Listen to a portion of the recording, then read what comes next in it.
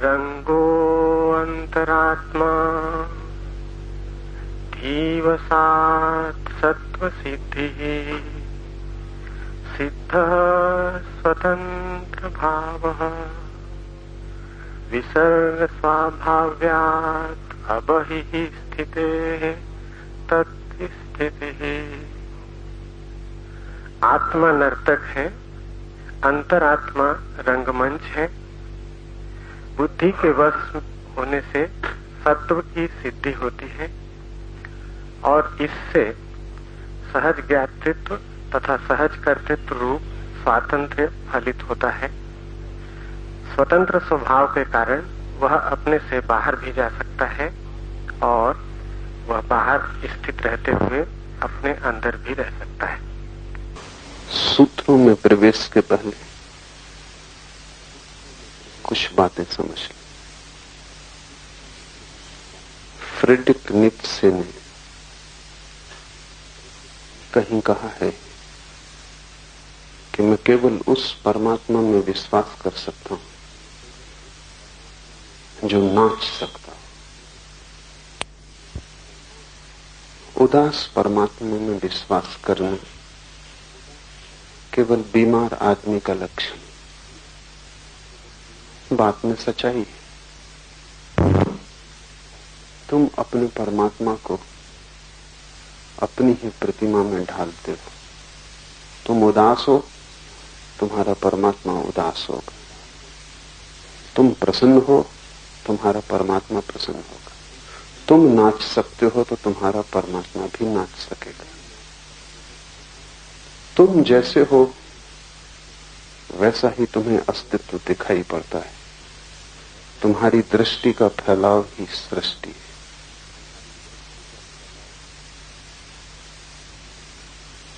और जब तक तुम नाचते हुए परमात्मा में भरोसा न कर सको तब तक जानना कि तुम स्वस्थ नहीं हुए। उदास रोते हुए रुग्ण परमात्मा की धारणा तुम्हारी रुग्ण दशा की सूचक है। पहला सूत्र है आज का, आत्मा नर्तक है। नर्तन के संबंध में कुछ और बातें समझें। नर्तन अकेला ही एक कृत्य है जिसमें कर्ता और कृत्य बिल्कुल एक हो जाते। कोई आदमी चित्र बनाए तो बनाने वाला अलग और चित्र अलग हो जाता। कोई आदमी कविता बनाए तो कवि और कविता अलग हो जाती।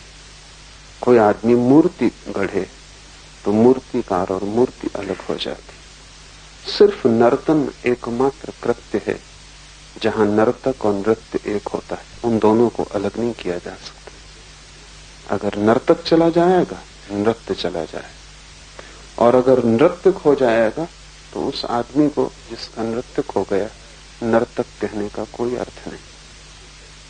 वे दोनों संयुक्त थे। इसलिए परमात्मा को नर्तक कहना सार्थक है। ये सृष्टि उससे भिन्न नहीं, ये उसका नृत्य है, ये उसकी कृति नहीं है। ये कोई बनाई हुई मूर्ति नहीं है कि परमात्मा ने बनाया और वो अलग हो गया। प्रतिपल परमात्मा इसके भीतर मौजूद है। वो अलग हो जाएगा तो नर्तन बंद हो जाएगा। और ध्यान रहे कि नर्तन बंद हो जाएगा तो परमात्मा भी खो जाएगा, वो बच नहीं सकता। फूल फूल में, पत्ते पत्ते में, कण कण में वह प्रकट हो रहा है। सृष्टि कभी पीछे अतीत में होकर समाप्त नहीं हो गई, प्रतिपल हो रही है। प्रतिपल सृजन का कृत्य जारी है।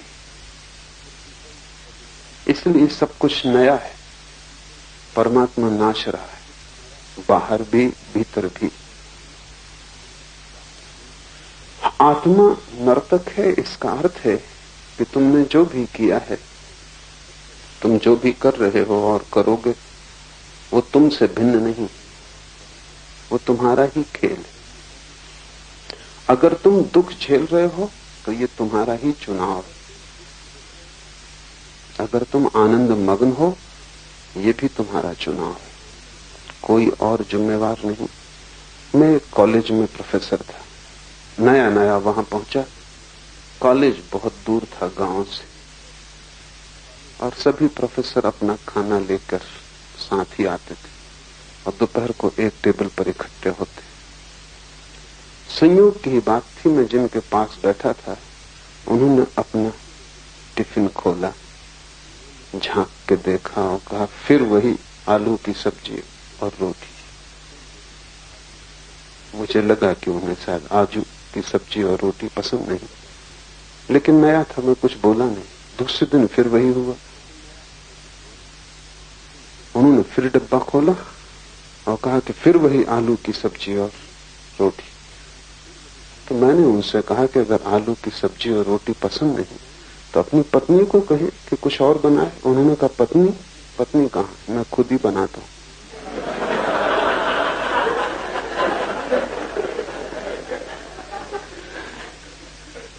यही तुम्हारा जीवन।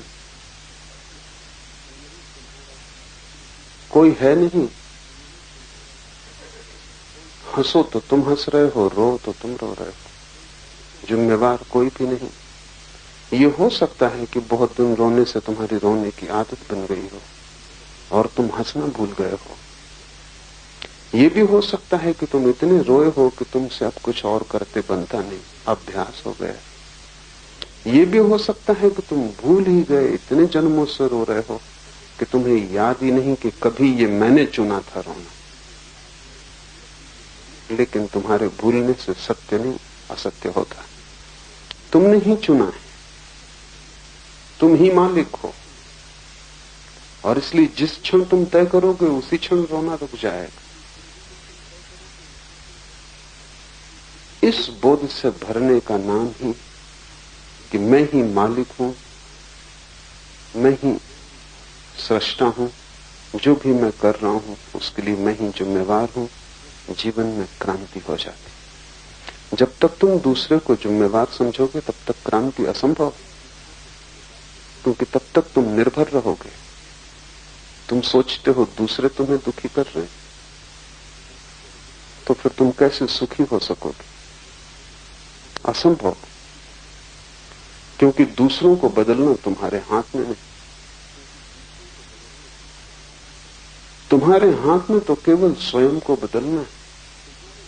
अगर तुम सोचते हो कि भाग्य के कारण तुम दुखी हो रहे हो, तो फिर तुम्हारे हाथ के बाहर हो गई बात। भाग्य को तुम कैसे बदलोगे? भाग्य तुमसे ऊपर है। और तुम अगर सोचते हो तुम्हारी विधि में ही विधाता ने लिख दिया है जो हो रहा है, तो तुम एक परतंत्र यंत्र हो जाओगे, तुम आत्मवान न रहोगे। आत्मा का अर्थ ही यह है कि तुम स्वतंत्र हो, और चाहे कितनी ही पीड़ा तुम भोग रहे हो, तुम्हारे ही निर्णय का फल है।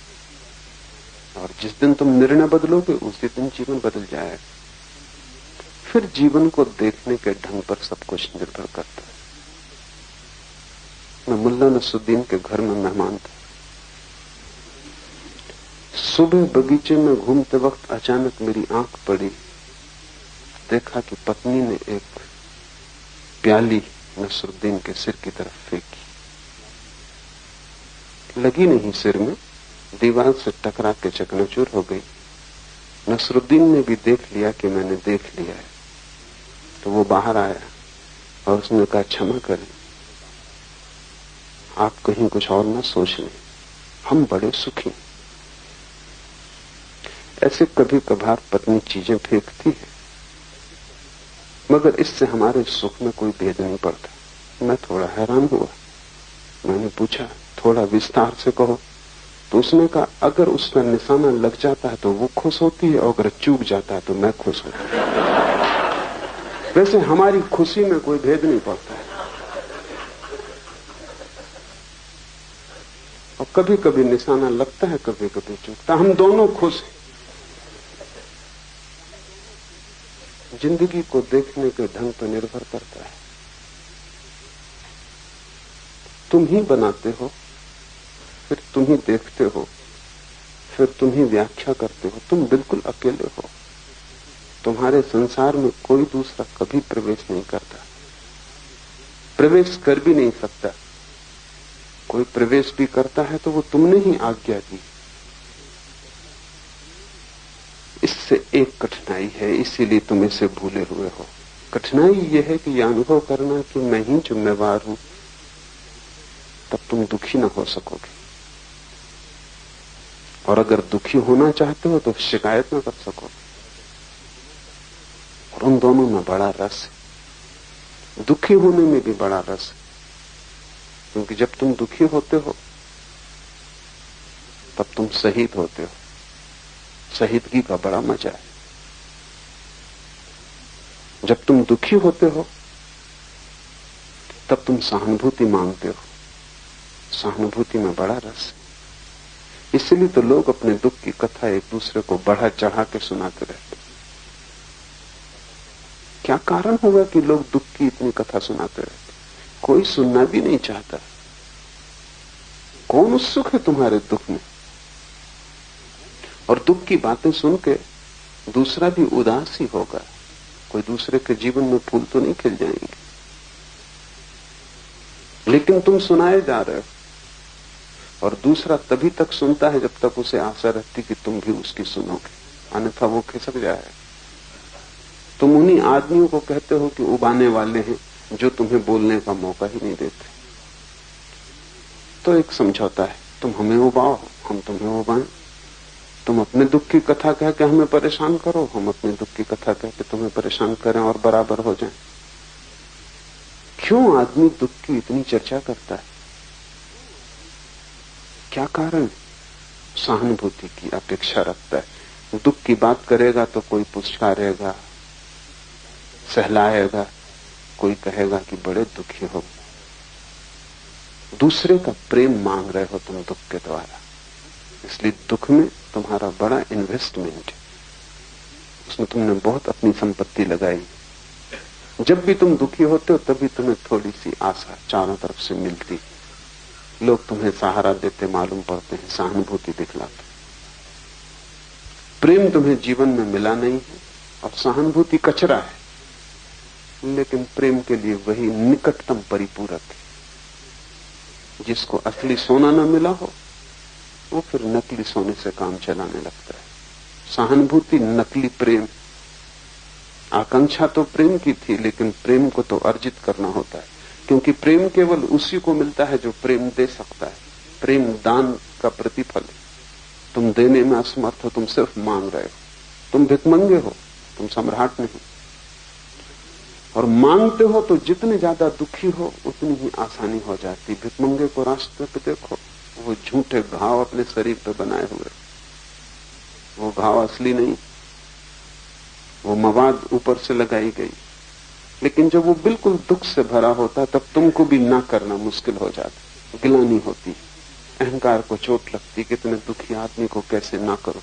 अगर वो स्वस्थ तगड़ा तो तुम भी कहोगे कि मुस्तंदे हो, कुछ करो।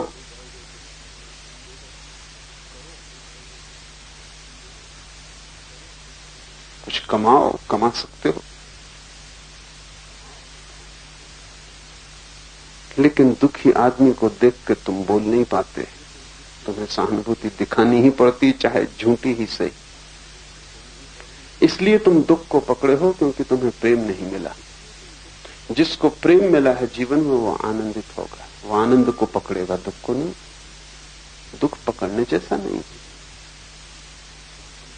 फिर तुम्हें सुविधा है शिकायत करने में, क्योंकि जब भी तुम कहते हो दूसरे तुम्हें दुखी कर रहे हैं, तब जिम्मेवारी का बोझ हट जाता है।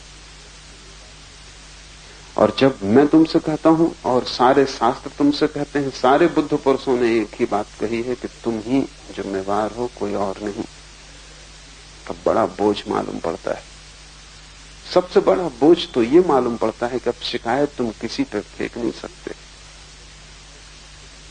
और उससे भी बड़ा बोझ इस बात का पड़ता है कि अब तुम सहानुभूति किससे मांगोगे अगर तुम ही जिम्मेवार हो। और भी गहरे में ये कठिनाई खड़ी होती है कि अगर तुम ही जिम्मेवार हो तो बदलाहट की जा सकती है। और बदलाहट करना एक क्रांति, एक रूपांतरण से गुजरना है। तुम्हारी पुरानी आदतें हैं वो सभी तोड़नी होंगी। तुम्हारा एक पुराना ढांचा है वो सभी गलत है। अब तक तुमने जो मकान बनाया है वो पूरा का पूरा नर्क है, लेकिन तुमने ही बनाया है, चाहे कितना ही बड़ा बना लिया हो, उसे पूरा गिराना पड़ेगा। अतीत का सारा श्रम व्यर्थ जाता मालूम पड़ता है। इसलिए तुम इस सत्य से बचने की कोशिश करते हो, लेकिन जितने तुम बचोगे उतने ही तुम भटकोगे।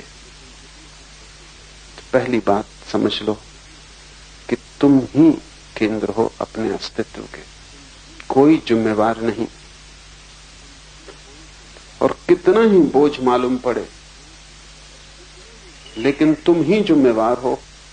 इस सत्य को अगर स्वीकार कर लोगे तो जल्दी ही सारे दुख खो जाएंगे। क्योंकि एक बार ये साफ हो जाए कि मैं ही बना रहा हूं अपना खेल, तो मिटाने में कितनी देर लगती है, तब कोई दूसरा नहीं। और फिर अगर तुम दुख में ही रस लेना चाहते हो तो तुम्हारी मर्जी, लेकिन फिर शिकायत करने का कोई कारण नहीं। अगर तुम संसार में ही भटकना चाहते हो तुम्हारी मौज, अगर तुम नरक ही जाना चाहते हो तो तुम्हारा चुनाव, लेकिन फिर शिकायत का कोई कारण नहीं। तब तुम प्रसन्नता से दुख में जियो। ये सूत्र इसी अर्थ में बड़े कीमती हैं। पहला सूत्र है आत्मा नर्तक है। तुम्हारे कृत्य और तुम्हारा अस्तित्व अलग अलग नहीं। तुम्हारे कृत्य तुम्हारे ही अस्तित्व से निकलते, जैसे नृत्य निकलता है नर्तक से। और नर्तक अगर चिल्लाने लगे कि मैं इस नृत्य से परेशान हूं, मैं इसे नहीं करना चाहता, तो तुम क्या कहोगे? तुम कहोगे रुक जाओ, ठहर जाओ। कौन तुमसे कहता है कि नाचो?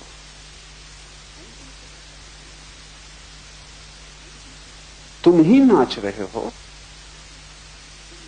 रुक जाओ अगर ये सब व्यर्थ है और तुम्हें रस कर और प्रीति कर नहीं, और अगर तुम्हें दुख मिलता है तो रुको, ठहरो, नृत्य खो जाएगा। आत्मा नर्तक है, इसका अर्थ यह है कि तुमने जो भी किया है तुमने ही किया, तुमसे ही निकला है। जैसे वृक्षों से पत्ते निकलते हैं, ऐसे तुम्हारे अस्तित्व से तुम्हारे कृत्य निकलते हैं। रुक जाओ और कृत्य खो जाएंगे। और दूसरी बात समझ लेनी जरूरी है, आत्मा नर्तक है। अगर तुम्हारे दुख के नृत्य को, इस विषाद और संताप से भरे जीवन को तुम रोक दोगे तो नर्तन तो नहीं रुकेगा, नर्तन का रूप बदलेगा। क्योंकि नर्तन तो रुक ही नहीं सकता, वो तुम्हारे जीवन का अंग है, वो तुम्हारा स्वभाव है। नाचते तो तुम रहोगे ही, लेकिन तब आंसू नहीं होंगे, मुस्कुराहट होगी। तब तुम्हारे नृत्य में एक गीत होगा, एक पुलक होगी, एक आनंद होगा, एक हर्षोन्माद होगा, एक मस्ती होगी। अभी तुम्हारा नृत्य नारकी, तब स्वर्गीय होगा। मुसलमान फकीर हुआ इब्राहिम, कभी सम्राट था, फिर फकीर हुआ। वो भारत यात्रा पर आया था और उसने एक साधु को पूछा, क्योंकि साधु उदास दिखा। अक्सर साधु उदास होते हैं क्योंकि उनकी जिंदगी का रस उनकी गृहस्थी में था, कोई दूसरा रस वो जानते नहीं, और गृहस्थी छोड़ बैठते, सब रस खो जाते। दुखी भला ना हो लेकिन उदास होते। दुख और उदास में थोड़ा फर्क है। दुख का अर्थ है कि उदासी में एक तीव्रता है, उदासी में भी एक जोर खरोश है, उदासी में एक बाढ़ है। दो तरह की बाढ़ होती है, एक दुख की बाढ़ होती है, एक सुख की बाढ़ होती है। एक जब तुम उदासी से इतने भर जाते हो कि आंसू बहने लगते हैं, एक जब तुम खुशी से इतने भर जाते हो कि आंसू बहने लगते हैं। दोनों बाढ़। जब कोई आदमी संसार को छोड़ के भाग जाता है क्योंकि उसे लगता है यहां दुख है, तो यहां सुख है वो भी छूट जाता, तब वो उदास हो जाता। कोई बाढ़ नहीं आती, ना सुख की ना दुख की। तुम अपने साधुओं को, सन्यासियों को जाके देखो, वे मुर्दा हैं, जैसे जीते जी मर गए। नर्तन जैसे बंद हो गया है। दुख को तो छोड़ भागे हैं, साथ में सुख भी छूट गया, क्योंकि वहीं सुख भी दिखाई पड़ता था। उनकी आशा ये थी कि जब वो दुख को छोड़ के भाग जाएंगे तो सुख ही सुख बचेगा। यही भूल है। संसार में दुख है, वहां सुख भी है।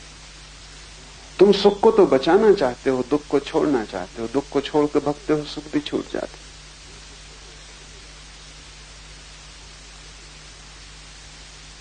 वो साधु उदास था, साधारण साधु रहा होगा, क्योंकि सच में जो साधु है वो सुख दुख दोनों को छोड़ता है। सुख को बचाना नहीं चाहता, सुख दुख दोनों को छोड़ता है। जैसे ही सुख दुख दोनों को छोड़ता है, उदासी खो जाती, क्योंकि उदासी उन दोनों का मध्य बिंदु। जब तुमने दोनों ही छोड़ दिए तो मध्य बिंदु भी खो जाता है, और तब एक नई आयाम की यात्रा शुरू होती है, जो आनंद, शांति, निर्वाण, जो भी नाम हम देना चाहते हैं। आनंद में बाढ़ नहीं, आनंद ठंडी किरण, ठंडा प्रकाश, वहां बाढ़ नहीं। आनंद उदासी जैसा है एक अर्थ में। उदासी सुख और दुख के मध्य में है, आनंद सुख और दुख के पार है।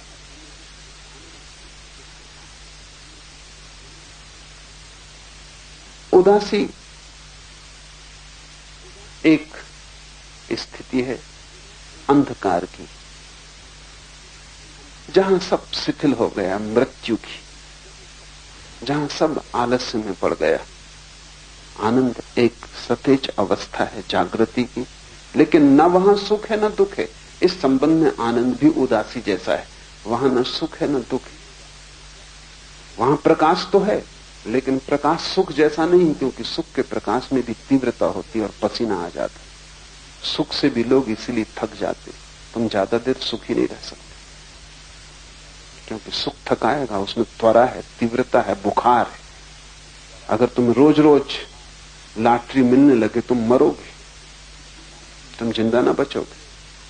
बस वो एक आध बार मिले तो ठीक, क्योंकि रोज रोज मिलने लगे तो इतना ज्यादा हो जाएगा तनाव कि तुम सो ना सकोगे, छाती इतनी धड़केगी कि तुम विश्राम न कर सकोगे। एक्साइटमेंट, उत्तेजना इतनी होगी कि वो तुम्हारी हत्या बन जाएगी। इसलिए सुख हमेशा होम्योपैथी की मात्रा में झेला जा सकता है। एलोपैथी की मात्रा तुम न झेल सकोगे। बस जरा जरा सी पुड़िया में मिलता है, काफी दुख, थोड़ा सा सुख, बस उतनी झेला जा सकता है, क्योंकि वो भी तनाव, उसमें भी गर्मी, उत्ताप है। दुख भी तनाव है, सुख भी तनाव है, दोनों में उत्तेजना है। आनंद अनुत्तेजित चित्त की दशा है। वहां प्रकाश तो है, लेकिन ताप नहीं। वहां नृत्य तो है, लेकिन उत्तेजना नहीं। वहां एक शांत मौन नृत्य, जहां कोई आवाज नहीं होती। वहां शून्य में नर्तन है, जिससे कोई थकान नहीं आती। वो शरीर का नहीं है। सुख और दुख दोनों शरीर के। आत्मा का है आनंद, वो एक दूसरा ही नर्तन है। वो साधु साधारण साधु था, जैसे तुम्हें सब जगह मिल जाएंगे। इब्राहिम ने उस साधु को उदास देखा तो हैरान हुआ, क्योंकि इब्राहिम की धारणा थी कि साधु आनंदित हो जाना चाहिए। तो उसने पूछा कि साधु का लक्षण क्या है। इब्राहिम ने साधु को पूछा, साधु का लक्षण क्या है। उस साधु ने कहा, रोटी मिल जाए तो स्वीकार कर ले, और न मिले तो संतोष करे। तो इब्राहिम ने कहा, ये तो कुत्ते का लक्षण, इसमें साधु का क्या।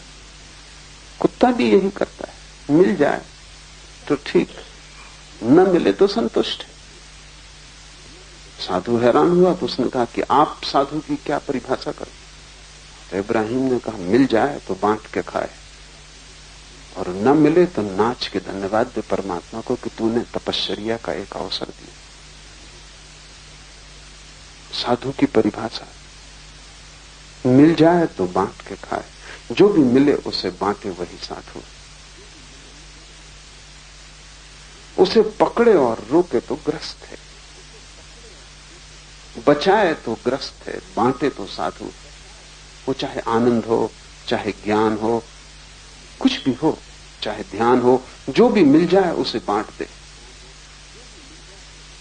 क्योंकि एक बड़े मजे की बात है, इस संसार में जो चीजें हैं अगर तुम उन्हें बांटो तो वो कम हो जाएंगी, इसलिए आदमी पकड़ते। तुम तिजोरी को बांटोगे तो ज्यादा दिन तिजोरी बचेगी नहीं, क्योंकि संसार में सभी सीमित, बांटा की गया, इसलिए संसार में सीमित को पकड़ना पड़ता है। पर इस आदत को आत्मा में ले जाने की कोई जरूरत नहीं। वहां सब संपदा असीम, वहां जितना बांटो उतना बढ़ता है, जितना उलीचो उतना नया आता है। सागर है अनंत। इब्राहिम ठीक कहता है कि मिले तो बांट के खा ले, अकेला ना खाए, बांटे। न मिले तो नाच के धन्यवाद दे। संतोष काफी नहीं है, क्योंकि संतोष में तो उदासी। लोग अक्सर कहते हैं कि संतोषी सदा सुखी, गलती में। संतोषी सुखी नहीं होता। संतोषी सिर्फ सुख मानता है, भीतर गहरे में दुखी होता है, लेकिन कुछ भी नहीं कर पाता अवश्य, इसलिए संतोष को धार लेता है। न संतोषी नहीं। संतोष तो उदासी का हिस्सा है। सह लिया, ज्यादा शोरगुल न मचाया, शिकायत न की, ये मरे हुए चित्त का लक्षण हुआ। इब्राहिम ने कहा कि न मिले तो नाच के धन्यवाद दे कि तूने एक अवसर दिया, तपश्चर्या, आज उपवास होगा। मिले तो धन्यवाद, क्योंकि बांटा, फैलाया। न मिला तो धन्यवाद। साधु के आनंद को नष्ट नहीं किया जा सकता, और तुम्हारे दुख को नष्ट भी किया जाए तो ज्यादा से ज्यादा उदासी फलित होती। तुम किसी तरह दुख को छोड़ भी दो तो बस उदास हो जाते हो। तुम्हें दुख भी संलग्न रखता है, काम में लगाए रखता है। तुमने ख्याल नहीं किया, अगर तुम्हारे सब दुख छिन जाएं तो तुम आत्महत्या कर लोगे, क्योंकि तुम करोगे क्या फिर? कुछ बचेगा नहीं करने को। बाप काम में लगा है क्योंकि बेटों को पढ़ाना है, शादी करनी है। सबकी शादी हो जाए, सबका काम निपट जाए इसी वक्त, तो बाप क्या करेगा? जिंदगी बेकार मालूम होगी। बेकार की चीजों में तुम्हें कारोबार मिला हुआ है, उससे तुम्हें लगता है तुम कुछ कर रहे हो, महत्वपूर्ण हो, जरूरी हो। तुम्हारे बिना दुनिया ना चलेगी। बेटे का क्या होगा, पत्नी का क्या होगा? इससे तुम्हारे अहंकार को सहारा मिलता है कि तुम आवश्यक हो, तुमसे ही सब चल रहा है। हालांकि सब तुम्हारे बिना भी चलता रहेगा। तुम नहीं थे तब भी चल रहा था, तुम नहीं होगे तब भी चलेगा, लेकिन बीच में थोड़ी देर को तुम सपना देख लेते हो अपने जरूरी होने का। तो ज्यादा से ज्यादा तुम अगर दुख को छोड़ो भी तो तुम संतोष कर सकते हो। संतोष में दुख छिपा हुआ है। संतोष ऊपर ऊपर है, भीतर दुख का घाव, वो मलहम पट्टी, वो उपचार नहीं। न साधु संतोषी नहीं होता, साधु आनंदित होता है। परिस्थिति कोई भी हो, मिलेगा तो बांट के आनंदित होगा, नहीं मिलेगा तो न मिलने में भी नाचेगा और आनंदित होगा। आत्मा का स्वभाव नर्तन है, और आत्मा दो तरह से नाच सकती है। इस तरह से नाच सकती है कि चारों तरफ दुख का जाल पैदा हो जाए, चारों तरफ उदासी भर जाए, चारों तरफ अंधकार पैदा हो। और आत्मा ऐसे भी नाच सकती है कि चारों तरफ किरणें नाचने लगे और चारों तरफ फूल खिल जाएं। सन्यास आनंद का नृत्य है और ग्रस्त दुख का नृत्य। नर्क कहीं और नहीं। तुम इस आशा में मत बैठे रहना कि नर्क कहीं और। नर्क तुम्हारे गलत नाचने का ढंग है, जिससे दुख पैदा होता है। स्वर्ग भी कहीं और नहीं, स्वर्ग तुम्हारे ठीक ठीक नाचने का ढंग है जिससे तुम जहां भी हो वहां स्वर्ग पैदा हो जाता। स्वर्ग तुम्हारे नृत्य का गुण, नर्क भी तुम्हारे नृत्य का गुण। तुम नाचना नहीं जानते, लेकिन सदा तुम सोचते हो कि आंगन टेढ़ा है, इसलिए नाच ठीक नहीं हो रहा। आंगन टेढ़ा जरा भी नहीं, और जिससे नाचना आता है टेढ़ा आंगन भी ठीक है, कोई फर्क नहीं पड़ता है।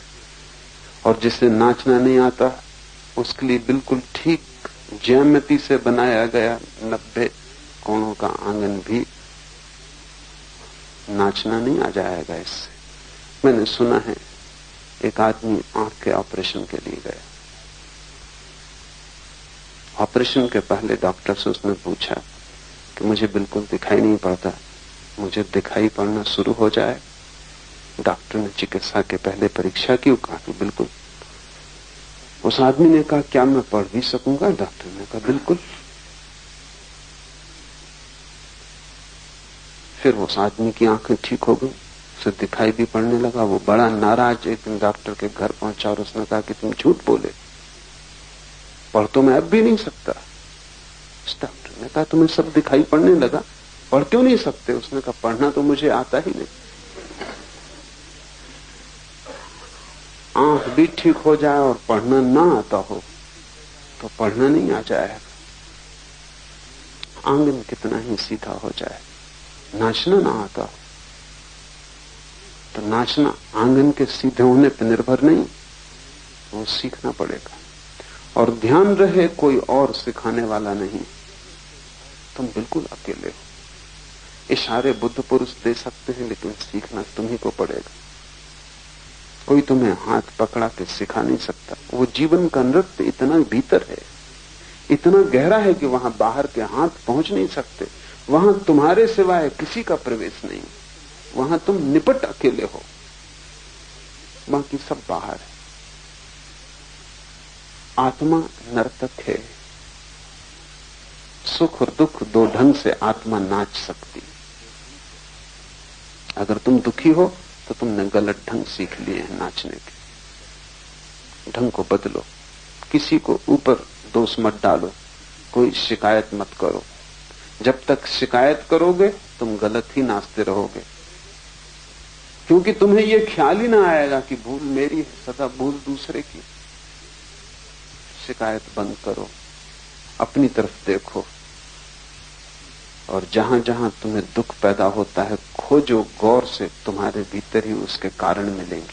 उन कारणों को छोड़ दो, क्योंकि जिनसे दुख पैदा होता है उन कारणों को किए जाने का प्रयोजन क्या है?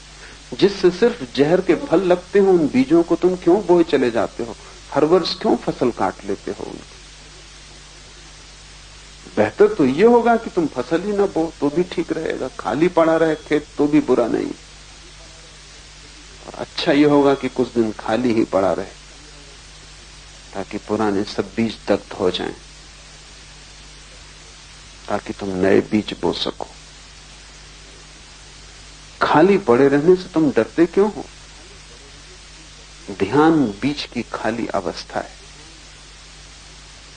ध्यान जैसे कोई किसान साल 2 साल के लिए खेत को खाली छोड़ दे, कुछ भी ना बोए, ऐसा ध्यान बीज की अवस्था है। नर्क के बीज और स्वर्ग के बीज के बीच खाली स्थान है, कुछ दिन के लिए छोड़ दो, कुछ मत बो। एक बात ध्यान रखो, गलत करने से न करना बेहतर है। कुछ देर के लिए रुक ही जाओ, कुछ मत करो। जब तक कि ठीक करना ना आ जाए तब तक न करना ही बेहतर, क्योंकि हर कृत्य गलत कृत्यों की श्रृंखला पैदा करता है। उसको ही हम कर्मों का जाल कहते हैं। तुम कुछ ना कुछ किए ही चले जा रहे हो। तुम बस खाली नहीं बैठ सकते, कुछ ना कुछ करोगे। तुम खाली बैठ जाओ, वही ध्यान, ताकि पुरानी आदत छूट जाए और उस खाली बैठने में तुम्हें साफ साफ दिखाई पड़ने लगे, क्योंकि तुम इतने व्यस्त हो कि देखने की फुर्सत और सुविधा नहीं, समय नहीं। ध्यान का इतना ही अर्थ है कि तुम चुप 1 घंटा 2 घंटा 3 घंटा जितनी देर तुम्हें मिल जाए खाली बैठ जाओ, कुछ मत करो, सिर्फ देखते रहो। ताकि धीरे धीरे तुम्हारी आंख पैनी और गहरी हो जाए और तुम्हें यह दिखाई पड़ने लगे कि सभी जो हुआ मेरे जीवन में मैं ही उसका कारण था। ये प्रतीति आते ही व्यर्थ का बोना बंद हो जाएगा, तब एक सार्थक नृत्य पैदा होता है। धर्म परम आनंद है, वो त्याग की उदासी नहीं, वो अस्तित्व का भोग है, वो महाभोग में सम्मिलित होना है, वो अस्तित्व के नृत्य के साथ एक हो जाना। धर्म को तुम त्याग और उदासी की भाषा में सोचना ही मत, तो वो गलत धर्म जो त्याग और उदासी की भाषा में सोचता है। सही धर्म हमेशा नृत्य है, वो आनंद का है। सही धर्म हमेशा बजती हुई बांसुरी। आत्मा नर्तक है, अंतरात्मा रंगमंच। और ये जो नृत्य हो रहा है ये कहीं बाहर नहीं हो रहा है, ये तुम्हारे भीतर ही चल रहा है। ये संसार रंगमंच नहीं है, तुम्हारी अंतरात्मा ही रंगमंच। तुम कितना ही सोचो कि तुम बाहर चले गए हो, कोई बाहर जा नहीं सकता। जाओगे कैसे बाहर? तुम रहोगे अपने भीतर, वहीं सब खेल चल रहा है। सब खेल वहां चलता है, फिर बाहर उसके परिणाम दिखाई पड़ते हैं। ऐसे जैसे तुम कभी सिनेमा गृह में जाते हो तो पर्दे पर सब खेल दिखाई पड़ता है, लेकिन खेल असली में तुम्हारी पीठ के पीछे प्रोजेक्टर में चलता होता है। पर्दे पर सिर्फ दिखाई पड़ता है, पर्दा असली रंगमंच नहीं, लेकिन आंखें तुम्हारी पर्दे पे लगी रहती और तुम भूल ही जाओगे, भूल ही जाते हो कि असली चीज पीछे चल रही। सारा फिल्म का जाल पीछे, पर्दे पर तो केवल उसका प्रतिफलन। अंतरात्मा रंगमंच है, प्रोजेक्टर भीतर है। सब खेल के बीज भीतर से शुरू होते हैं, बाहर तो सिर्फ खबरें सुनाई पड़ती, प्रतिध्वनियां सुनाई पड़ती। और अगर बाहर दुख है तो जानना कि भीतर तुम गलत फिल्म लिए बैठे हो, और बाहर तुम जो भी करते हो गलत हो जाता है, तो उसका अर्थ है कि भीतर से तुम जो भी निकालते हो वो सब गलत है। पर्दे को बदलने से कुछ भी ना होगा। पर्दे को तुम कितना ही लीपो तो कोई फर्क ना पड़ेगा। तुम्हारी फिल्म अगर गलत भीतर से आ रही तो पर्दा उसी कहानी को दोहराता रहेगा। और न केवल तुम फिल्म हो, बल्कि तुम एक टूटे हुए रिकॉर्ड की भांति हो, जिसमें एक ही लाइन दोहरती जाती, पुनरुक्ति होती जाती। तुमने कभी भीतर अपनी खोपड़ी की जांच पड़ताल की तो तुम पाओगे वहां वही वही चीजें दोहरती रहती हैं। टूटा हुआ रिकॉर्ड, तुम वही वही दोहराते रहते हो, कुछ नया वहां नहीं घटता। और वहां तुम जो भी दोहराते हो उसके प्रतिफलन चारों तरफ सुनाई पड़ते हैं, चारों तरफ जगत के पर्दे पर उसका प्रतिफलन होता है। मुल्ला नसरुद्दीन एक दिन फिल्म देखने गया, पत्नी थी, साथ में उसका बच्चा था। मुल्ला नसरुद्दीन का बच्चा कोई ढंग का तो हो नहीं सकता, क्योंकि जब भीतर सब बेढंगा हो तो बाहर भी सब बेढंगा ही आता है। तो वो रो रहा है, चिल्ला रहा, शोरगुल मचा रहा। मैनेजर को कम से कम 7 दफा आना पड़ा कि भाई आप अपने पैसे वापस ले लें और जाएं, या इस बच्चे को चुप रखें।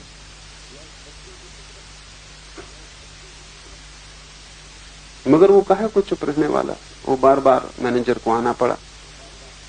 नसरुद्दीन सुन लेता और चुप बैठा देखता रहा। जब फिल्म बिल्कुल आखिरी करीब आने लगी तो उसने अपनी पत्नी से पूछा, क्या ख्याल है, फिल्म ठीक कि गलत? पत्नी ने कहा बिल्कुल बेकार। तो उसने कहा देर मत कर, जोर से चिमटी ले दे लड़के को, ताकि पैसे वापस लें और घर जाएं।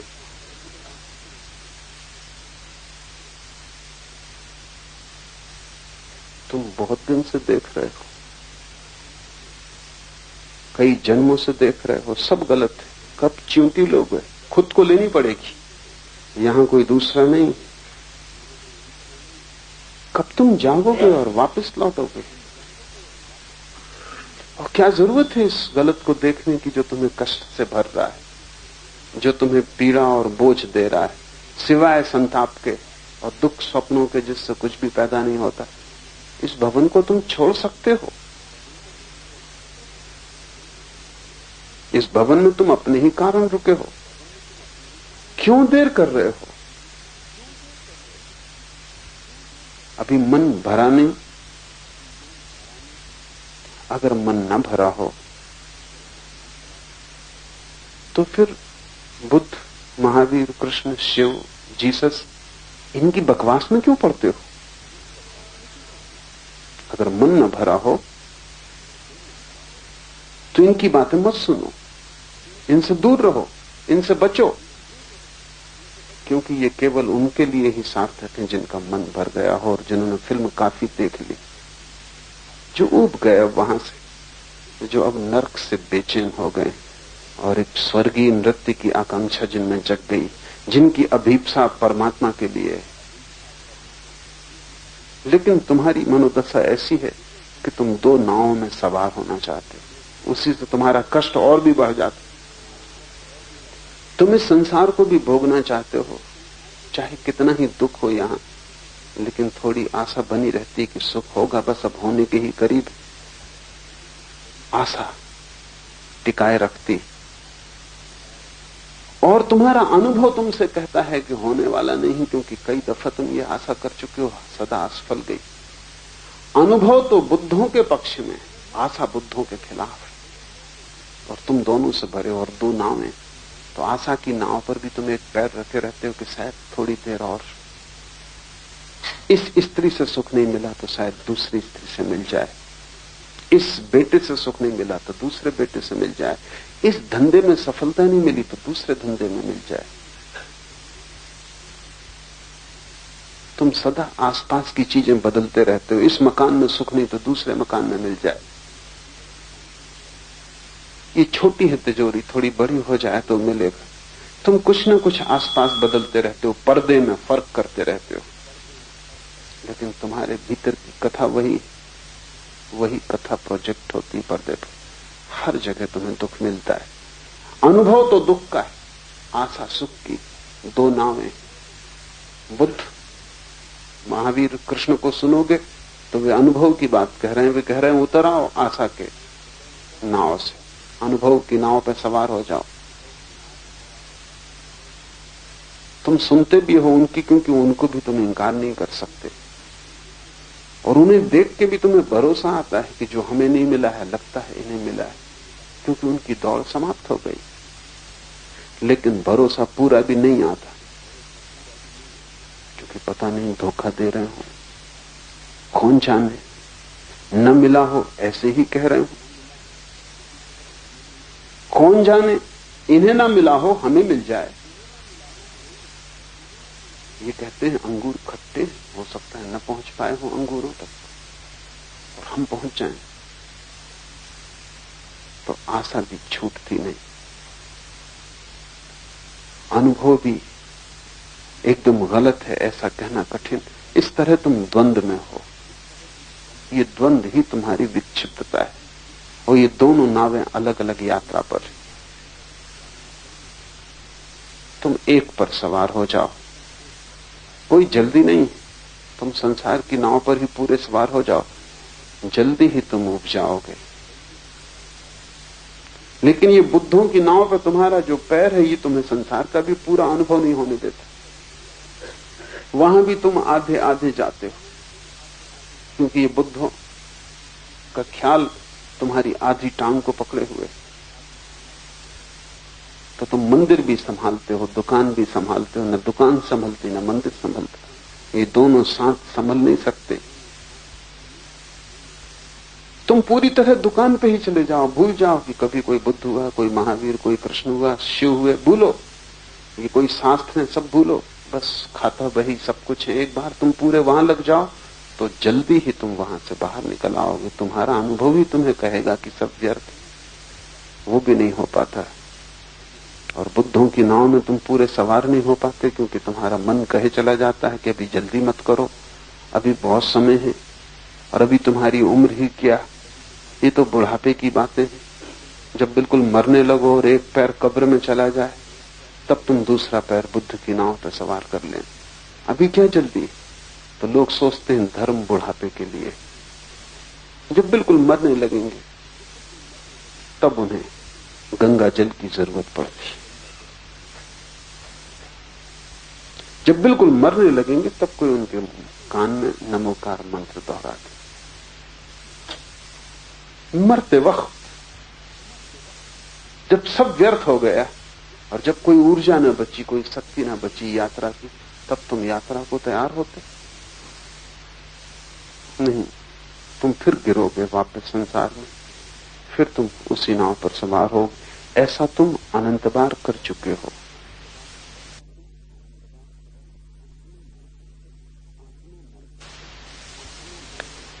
आत्मा नर्तक है, अंतरात्मा रंगमंच है। ध्यान रखो, जो भी तुम्हें बाहर दिखाई पड़ता है वो तुमने भीतर से बाहर डाला है। तुम जीवन में वही देखते हो जो तुम डालते हो। और तुम्हारे जीवन में भी कई मौके आते हैं। मैंने सुना है एक मुसाफिर खाने में 3 यात्री मिले। एक बूढ़ा था 60 साल का, एक कोई 45 साल का अधेड़ आदमी था और एक कोई 30 साल का जवान था। तीनों बातचीत में लग गए।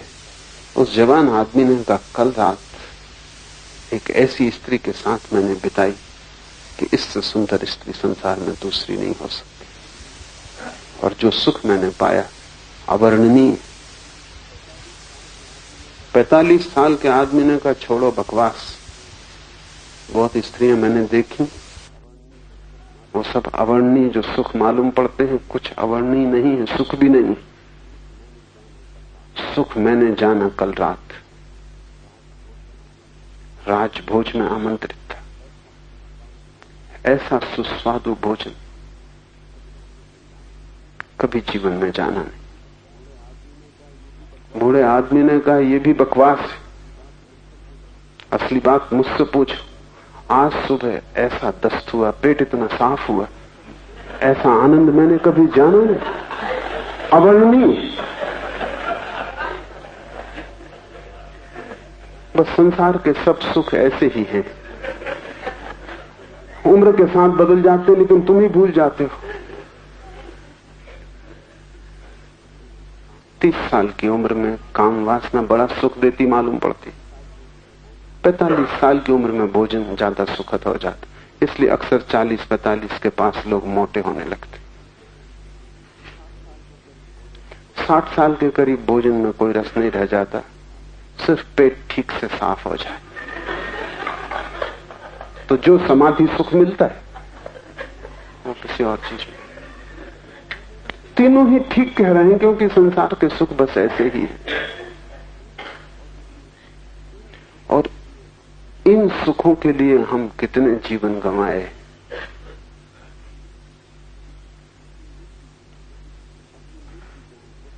और ये मिल भी जाए तो भी कुछ नहीं मिलता। क्या मिलेगा? अंतरात्मा रंगमंच है, बाहर तुम वही देखते हो जो तुम भीतर से डालते हो। जवान आदमी की आंखों से वासना बाहर जाती, उसका सारा शरीर वासना के तत्वों से भरा है।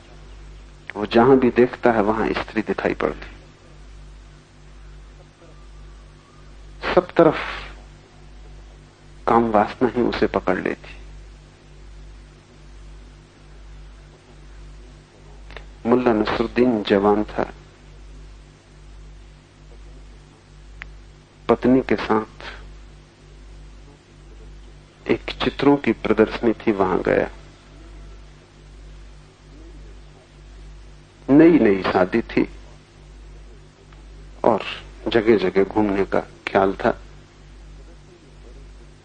प्रदर्शनी में बड़े कीमती चित्र थे। एक चित्र के पास नसरुद्दीन रुक गया और देर तक ठहरा रहा, भूल ही गया कि पत्नी भी साथ है। चित्र एक नग्न स्त्री का था, अति सुंदर, और नग्नता बस थोड़े से 2-4 पत्तों से ढकी थी। चित्र का नाम था वसंत। वो ठगा सा खड़ा था। आखिर पत्नी ने उसका हाथ झचकोरा और कहा, क्या पतझड़ की प्रतीक्षा कर रहे हो?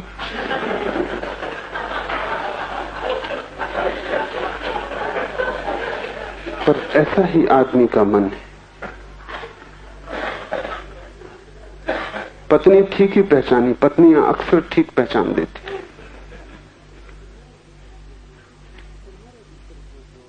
तुम्हारे भीतर जो जोर मार रहा हो वही चारों तरफ का संसार हो जाता है। तुम उसे रंगते हो। हमारे पास एक शब्द है बड़ा बहुमूल्य, दुनिया की किसी भाषा में वैसा शब्द खोजना कठिन है, वो है राग। राग का मतलब आसक्ति भी होता है, राग का मतलब रंग भी होता है। तुम्हारी सब आसक्ति तुम्हारी आंखों से फेंके गए रंग का परिणाम। तुम रंगते हो चीजों को, जिन जिन को तुम रंग लेते हो वहीं राग पकड़ जाता है। राग का अर्थ है तुमने रंग लिया। स्त्री सुंदर नहीं होती, तुम्हारे भीतर काम वासना का रंग होता है तो स्त्री सुंदर दिखाई पड़ती। छोटे बच्चे को कोई फिक्र नहीं है, अभी काम वासना का रंग पका नहीं। बूढ़े का रंग जा चुका, वो तुम्हारी मूर्ता पे हंसता है, हालांकि यही मूर्ता उसने भी की है। तुम भी हंसोगे,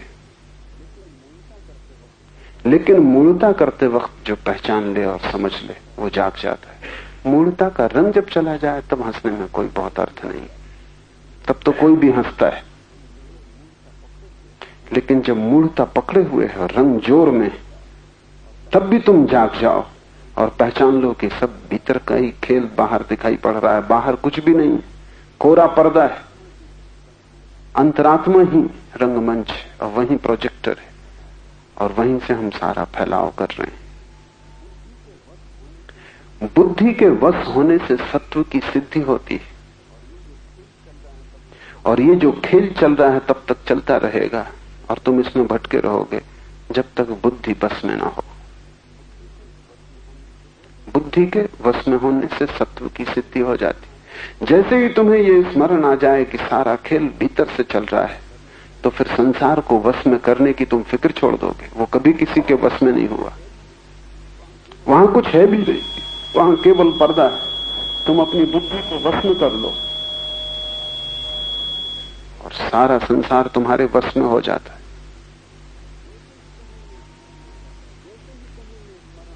जैसे ही तुम्हें यह स्मरण आ जाता है कि जिस खेल को मैं देख रहा हूं उसका निर्माता मैं हूं, अभिनेता मैं हूं, कथा लेखक मैं हूं, सभी कुछ मैं हूं, मंच भी मैं हूं, वैसे ही तुम बाहर की बदलाहट में उत्सुक नहीं रह जाते। तब तुम भीतर मेरी जो मालकियत है उसको पाने में लग जाते हो। वो है बुद्धि की मालकियत। तुम अपनी बुद्धि के मालिक नहीं हो। तुम्हारे विचार तुम्हारे गुलाम नहीं, तुम अपने विचारों के गुलाम। वो तुम्हें जहां ले जाते हैं वहां तुम जाते हो, तुम उन्हें जहां ले जाना चाहते हो वो जाते नहीं। एक छोटे से विचार को भी मोड़ने की कोशिश करो, वो इंकार कर देता है। एक छोटे से विचार को कहो कि शांत हो जाओ, वो बगावत कर देता है। तुम कभी इस तरफ ध्यान ही नहीं देते क्योंकि इतना पीड़ादायी है इस तरफ ध्यान देना कि मैं अपना भी मालिक नहीं और दुनिया के मालिक होने की तुम कोशिश में लगे रहते। और जो अपना ही मालिक नहीं है वो कैसे किसी और का मालिक हो पाएगा। अपने मन को गौर से पहचानो, उसका निरीक्षण करो, तो पहली तो बात ये समझ में आएगी कि मालिक मन हो गया है, आत्मा नहीं, तुम नहीं। मन कहता है ये करो तो तुम्हें करना पड़ता है, ना करो तो मन झंझट खड़ी करता है, ना करो तो मन उदास होता है, उसकी उदासी तुम्हारी उदासी बन जाती। करो तो कहीं पहुंचते नहीं क्योंकि मन अंधा है, उसका आदेश मान के तुम पहुंचोगे भी कहां। मन तो मूर्छा है, वो तो बेहोशी है, उसकी सुन के तुम कहीं पहुंचने वाले नहीं। तुमने सुना है कि अंधे अगर अंधों का अनुगमन करें तो खड्डों में गिरते हैं, लेकिन यही प्रत्येक कर रहा है। तुम्हारा मन बिल्कुल अंधा है, उसे कुछ भी पता नहीं, और तुम उसका अनुगमन करते हो। जैसे छाया तुम्हारे शरीर का अनुगमन करती है, तुम मन का अनुगमन करते हो। तुम भूल ही गए हो कि मालिक तुम हो। गुलामों के साथ बहुत दिन तक जुड़े रहने पर ऐसा अक्सर हो जाता, धीरे धीरे गुलाम मालिक हो जाते, क्योंकि जितना तुम उन पर निर्भर होने लगते हो उतनी ही उनकी मालकियत सिद्ध होती चली जाती। सारी साधना एक ही बात की कि मन की मालकियत तोड़ दो। क्या करोगे मन की मालकियत तोड़ने के लिए? पहली बात कि मन की मालकियत तोड़नी हो तो मन के साथ तादात्म्य तोड़ दो। मन में एक विचार उठता है, तुम उस विचार के साथ मत जुड़ो, एक मत हो जाओ। तुम्हारे एक होने से ही उसको ताकत मिलती है। तुम दूर खड़े रहो, तुम ऐसे देखते रहो जैसे रास्ते पर लोग चल रहे हैं, तुम किनारे पर खड़े देख रहे हो। तुम ऐसे देखते रहो जैसे आकाश में बादल भटक रहे हैं और तुम दूर जमीन पर खड़े देख रहे हो। अपने को जोड़ो मत विचार से, ये मत कहो ये मेरा विचार। जैसा ही तुमने कहा मेरा कि तुम जुड़ गए, जुड़े कि तुम्हारी शक्ति विचार में चली गई, और वही शक्ति तुम्हें गुलाम बनाती, वो शक्ति भी तुम्हारी है। तुम जुड़ो मत। जैसे जैसे तुम दूर हटोगे, टूटोगे, अलग होगे, वैसे वैसे विचार निर्जीव हो जाता है, निर्वीर्य हो जाता है, उसको ऊर्जा नहीं मिलती। तुम्हारी तकलीफ यह है कि तुम दिए की ज्योति तो बुझाना चाहते हो, लेकिन तेल तुम खुद ही डालते हो। इधर तुम फूंकते हो, उधर तुम तेल डालते हो। तेल डालना बंद करो, पहली बात। पुराना तेल ज्यादा देर नहीं चलेगा, पहले तेल डालना बंद करो। क्या है तेल? जब भी कोई विचार तुम्हें पकड़ता है, क्रोध ने पकड़ा, तुम तत्क्षण क्रोध के साथ एक हो जाते हो। तुम कहते हो मैं क्रोधित हो गया। अब सच्चाई यह है कि तुम क्रोध के साथ इतने एक हो गए कि तुम्हारी पूरी शक्ति क्रोध को मिल रही। तुम छाया हो गए, वो मालिक हो गया। जब क्रोध आए तब तुम दूर खड़े होकर देखो, उठने दो क्रोध को, फैलने दो शरीर में, धुएं की तरह तुम्हें चारों तरफ से घेरेगा, घेरने दो। तुम एक बात स्मरण रखो कि मैं क्रोध नहीं। और जल्दी मत करो कृत्य में उतारने की, क्योंकि कृत्य में उतार लेने पर लौटना मुश्किल है। तुम क्रोध को देखो और एक बात पक्की कर लो कि जिसने क्रोध पैदा करवाया है, गाली दी है, अपमान किया है, उसे अगर उत्तर भी देना है तो तभी देंगे जब क्रोध जा चुका होगा। उसके पहले उत्तर न देंगे। कठिन होगा शुरू शुरू में, क्योंकि बड़ी सजगता साधनी पड़ेगी, लेकिन धीरे धीरे सरल हो जाता है। मुंह बंद कर लो, तभी देंगे उत्तर जब क्रोध शांत हो जाएगा। और ये ठीक भी है, क्योंकि शांत क्षण में ही उत्तर समुचित होगा। क्रोध के क्षण में उत्तर समुचित कैसे होगा? ये तो ऐसा है जैसे कोई नशे में उत्तर देने चला गया। काम वासना मन को पकड़े, दूर से खड़े होकर देखो, फासला बनाओ। तुम्हारे और तुम्हारे बीच विचार के बीच में फासला जितना ज्यादा होता जाए, जितना डिस्टेंस, जितनी दूरी हो जाए, उतनी ही तुम्हारी मालकियत सिद्ध होने लगेगी। तुम इतने सट के खड़े हो गए हो कि तुम भूल ही गए हो कि दोनों के बीच कुछ जगह है। इसे आज से ही शुरू करो। जल्दी नहीं परिणाम आएंगे, क्योंकि जन्मों जन्मों की निकटता है, एक दिन में तोड़ी भी नहीं जा सकती। बड़े पुराने संबंध है, तोड़ने में वक्त लगेगा। लेकिन अगर तुमने थोड़ा सा चेष्टा की तो टूट जाएगा, क्योंकि संबंध झूठा है। असली होता तो टूटता नहीं, झूठा बस ख्याल है। ख्याल ही भर है कि मैं इसके साथ एक हूं। एक हो जाने का ख्याल ही झंझट खड़ी कर देता है। भूख लगे तो ऐसा मत कहो कि मुझे भूख लगी, इतना ही कहो कि मैं देखता हूं शरीर को भूख लगी। और सच्चाई भी यही, तुम देखने वाले हो। भूख शरीर को लगती है, चेतना को कभी कोई भूख लग भी नहीं सकती। शरीर में ही भोजन जाता है, शरीर में ही रक्त मांस की जरूरत पड़ती है, शरीर ही थकता है, चेतना कभी थकती नहीं। चेतना तो ऐसा दिया है जो बिना बाती और बिना तेल के जलता है। वहां कोई भोजन, कोई ईंधन न जरूरी है, न कभी चाहा गया है। शरीर के लिए ईंधन चाहिए, भोजन चाहिए, पानी चाहिए। शरीर यंत्र है, आत्मा कोई यंत्र नहीं है। भूख लगे, शरीर को भोजन दो, बस इतना स्मरण रखो कि शरीर को भूख लगी, मैं देख रहा हूं। प्यास लगे, पानी दो, जरूरी है देना, यंत्र को देना ही पड़ेगा।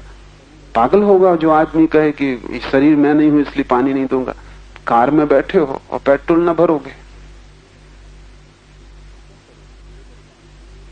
तो क्या करोगे? फिर उतर जाओ कार से, फिर ये चलने वाली नहीं। अब तुम बैठे रहो और चलाने की कोशिश करो, कहो कि पेट्रोल ना दूंगा। बस इतना ही काफी है कि कार के साथ एक मत हो जाओ, मालिक रहो, कार की जरूरत को पूरा करो। शरीर की जरूरत पूरी करनी है, वो यंत्र है, उसका उपयोग लेना है, और उपयोग बड़ा है, क्योंकि दुख में भी ले जाने में वो सीढ़ी है और आनंद में ले जाने में भी वही सीढ़ी है। शरीर तो एक सीढ़ी है, और सीढ़ी की खूबी होती है कि उसका एक छोर जमीन पे लगा होता है, दूसरा छोर आकाश में लगा होता है। तुम उसी से नीचे उतर सकते हो, तुम उसी से ऊपर चढ़ सकते हो। शरीर के ही माध्यम से तुम नरक तक आए हो, शरीर के माध्यम से ही तुम स्वर्ग तक पहुंचोगे, शरीर के माध्यम से ही तुम मोक्ष तक भी जा सकोगे। वो माध्यम है, उसे संभाल के रखना है, उसकी जरूरतें पूरी करनी है, लेकिन माध्यम के साथ एक हो जाने का कोई कारण नहीं। यंत्र को यंत्र ही रहने दो। फाउंटेन पेन से तुम लिखते हो लेकिन तुम फाउंटेन पेन नहीं हो। पैर से तुम चलते हो लेकिन तुम पैर नहीं हो। शरीर यंत्र है, उसको संभालो, कीमती यंत्र है, उसको खराब मत कर डालना। दो तरह के खराब करने वाले लोग, एक तो भोग में उसे खराब कर डालते हैं और दूसरे त्याग में उसे खराब कर डालते हैं। दोनों दुश्मन और दोनों ना समझ। कोई वेश्या के घर जाकर उसको खराब कर डालता है, कोई ज्यादा खा खा के खराब कर डालता है, दूसरे छोड़ पे पागल हैं, वो उपवास कर करके खराब कर डालते। या तो तुम इतना पेट्रोल भर देते हो कि भीतर बैठने की जगह न रह जाए, और या पेट्रोल भरते ही नहीं, बस दो अक्कियों पे तुम चलते हो। जितनी जरूरत है उतना दे दो। नौकर की भी चिंता तो करनी ही होगी, उसकी फिक्र रखनी होगी, लेकिन फिक्र से कोई नौकर मालिक नहीं हो जाता। बुद्धि के वश होने से सत्व की सिद्धि होती है, और जैसे जैसे तुम्हारी बुद्धि वश में आती जाएगी, जैसे जैसे तुम साक्षी होते जाओगे, वैसे वैसे तुम पाओगे कि भीतर का जो सत्व है, तुम्हारी जो आत्मा है, तुम्हारा जो वास्तविक अस्तित्व है, वो सिद्ध होने लगा। बुद्धि के भ्रष्ट होने से संसार, बुद्धि के वश होने से आत्मा। बुद्धि मालिक हो तो संसार, बुद्धि गुलाम हो जाए तो परमात्मा। बुद्धि सीढ़ी है, उससे नीचे उतरना अनिवार्य नहीं, उससे तुम ऊपर भी जा सकते हो, लेकिन ऊपर तो केवल मालिक ही जा सकता है। गुलाम नीचे और नीचे और नीचे उतरता जाता है, और बुद्धि की गुलामी बड़ी खतरनाक है, क्योंकि वो एक की गुलामी नहीं, बुद्धि तो भीड़ है। अभी कहती क्रोध करो, क्षण भर बाद कहती पश्चाताप करो। एक विचार कहता है भोगो संसार, दूसरा विचार कहता है जाओ खोजो मोक्ष। एक विचार कहता है धन इकट्ठा कर लो, चोरी भी करनी पड़े तो कोई हर्ज नहीं, दूसरा विचार कहता है ये पाप है। ऐसा अनंत विचार है, और उन अनंत विचारों का जोड़ बुद्धि है। बुद्धि अगर एक विचार होती तो भी जीवन में शांति हो सकती थी, लेकिन वो एक विचार भी नहीं, वो तो भीड़ है, वो तो बाजार है। बुद्धि की हालत ऐसी है जैसे कि स्कूल हो, क्लास लगी हो, शिक्षक मौजूद हो, तो बच्चे बैठे पढ़ रहे हैं, सब शांत है। शिक्षक बाहर चला गया, उपद्रव, मारपीट शुरू हो गई, किताबें फेंकी जा रही, स्लेटें फोड़ी जा रही, टेबल उल्टा दी गई है, तख्ते पर कुछ कुछ लिखा जा रहा है, गाली गलौज बकी जा रही। ये सब बच्चे, अब इनका कोई मालिक नहीं, इनका कोई देखने वाला नहीं। शिक्षक भीतर कमरे में वापस आ जाता, एकदम सन्नाटा, सब किताबें अपनी जगह पे आ गई, लड़कों की नजरें नीचे झुक गई, वो अपने काम में लग गए। जैसे ही तुम्हारी मालकियत भीतर आती है, बुद्धि एकदम काम में लग जाती। जैसे तुम्हारी मालकियत खो जाती है, बुद्धि एक उपद्रव, एक अराजकता है। और इस अराजकता को मान के चलना बड़ा कठिन है, क्योंकि कहीं भी नहीं ले जा सकती। यहां कोई एक स्वर थोड़ी है, अनंत स्वर है। महावीर का वचन है कि मनुष्य बहुचित्तवान है, वहां एक चित्त नहीं है, बहुचित्त है। और महावीर के इस वचन को आधुनिक मनोविज्ञान समर्थन देता है। आधुनिक मनोविज्ञान कहता है मनुष्य पॉलीसाइकिक, बहुचित्तवान है। एक मन नहीं है तुम्हारे भीतर, अनंत मन है। जैसे एक नौकर हो और अनंत मालिक हो, और सब आज्ञाएं दे रहे हैं, और नौकर पगला जाएगा, किसकी माने, किसकी न माने। ऐसे ही तुम पगला गए हो। एक को खोजो ताकि शिक्षक क्लास में वापस आ जाए। एक को खोजो ताकि गुलाम जो बहुत है अपनी अपनी जगह बैठ जाएं।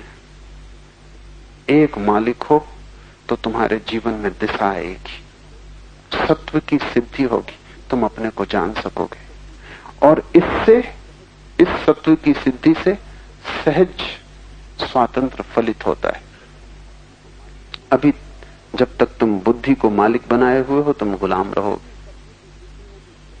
जैसे ही सत्व की सिद्धि होगी, सहज स्वातंत्र फलित होगा। ये समझ लेना जरूरी है कि सहज स्वातंत्र क्या है। सिर्फ स्वातंत्र क्यों ना कहा, सहज क्यों? थोड़ा सूक्ष्म है। दो तरह की स्वतंत्रताएं होती हैं। एक स्वतंत्रता तो होती है जो किसी के खिलाफ होती। जब स्वतंत्रता किसी के खिलाफ होती तो वो स्वच्छंदता हो जाती, वो वास्तविक स्वतंत्रता नहीं। तब तुम विपरीत चलने लगते हो। जैसे बुद्धि कहती क्रोध करो, तो अगर तुम उल्टा चलना लगो कि बुद्धि कहती क्रोध करो, हम क्रोध तो नहीं करेंगे, हम क्षमा करेंगे। बुद्धि कहती मार डालो इसको, तुम कहते हो हम मारेंगे तो नहीं, अपनी गर्दन इसके सामने रख देंगे कि तुम मुझे मार डाल। बुद्धि जो कहे उससे विपरीत हम करेंगे, जैसा कि आमतौर से साधु करते हैं।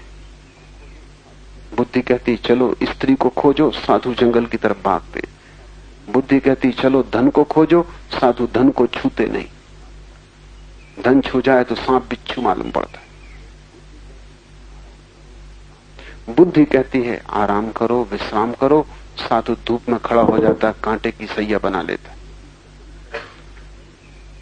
ये सच्ची स्वतंत्रता नहीं, क्योंकि जिसके तुम विपरीत जा रहे हो, तुम अभी भी उसी की सुन रहे हो। मालिक वो अभी भी। इसे थोड़ा समझो, ये थोड़ा जटिल है, क्योंकि तुम्हारी लड़ाई जारी है। अगर तुम मालिक हो गए तो लड़ाई खत्म हो जाती। गुलाम गुलाम, उससे क्या लड़ना। तुम्हारे घर में कोई गुलाम है और वो मालिक हो गया है। वो तुमसे कहता है कि नीचे बैठो तो तुम नीचे बैठते हो, तुमसे कहता है खड़े हो जाओ तो तुम खड़े हो जाते हो। तुमने तय किया कि अब हम इस गुलाम के विपरीत चलेंगे, तब भी वो तुम्हारा मालिक रहेगा। अब वो कहता है बैठो तो तुम खड़े हो जाते हो। मानते तुम उसकी नहीं हो, लेकिन फिर भी तुम उसी की मान रहे, क्योंकि वही तुम्हें गतिमान कर रहा है। और गुलाम जरा होशियार हुआ तो जब उसे तुम्हें बिठाना हो तब वो कहेगा खड़े हो जाओ, तो तुम बैठ जाओ। तुम बच नहीं सकते। मुल्ला नसरुद्दीन का बेटा बहुत उपद्रव कर रहा था। नसरुद्दीन ने उससे बहुत कहा चुप बैठ, तो वो और शोरगुल मचाए। बाहर जा, तो वो भीतर आए। आखिर नसरुद्दीन परेशान हो गया, और घर में मेहमान थे, और मेहमानों के सामने बच्चे ज्यादा उपद्रव करते, क्योंकि मेहमानों के सामने सिद्ध करने का सवाल होता है कौन असली मालिक, बाप के बेटा। तुम क्या हम। इसलिए बच्चे साधारणता शोरगुल न करेंगे, अपने काम में लगे रहेंगे। घर में मेहमान आया कि परेशानी शुरू हुई, क्योंकि सवाल है संघर्ष का, अहंकार का, कौन मालिक। तो मेहमानों को देख के बच्चा और उपद्रव कर रहा था। आखिर मुल्ला नसरुद्दीन ने कहा, देख जो तेरी मर्जी में होकर, अब मैं देखूं कि तू मेरी आज्ञा का उल्लंघन कैसे करता है। जो तेरी मर्जी में हो वो कर, अब मैं देखूं कि तू मेरी आज्ञा का उल्लंघन कैसे करता है। बच्चा जरूर मुश्किल में पड़ गया होगा। तुमने अगर मन के विपरीत गए तो सहज स्वतंत्रता फलित न होगी। एक स्वतंत्रता फलित होगी जो स्वतंत्रता नहीं है, बगावत है, विद्रोह है। लेकिन जिससे हम विद्रोह करते हैं उससे हम बंधे रहते हैं। जिससे हम लड़ते हैं उससे हमारा संबंध जुड़ा रहता है। मालिक हम अभी भी नहीं है, अभी भी इशारा वहीं से आता है। अब हम विपरीत करते हैं लेकिन इशारा वहीं से आता है। तो तुम ब्रह्मचर्य साधो, लेकिन इससे कोई फर्क नहीं पड़ता। तुम्हारा ब्रह्मचर्य सिर्फ बगावत है, वो सहज नहीं।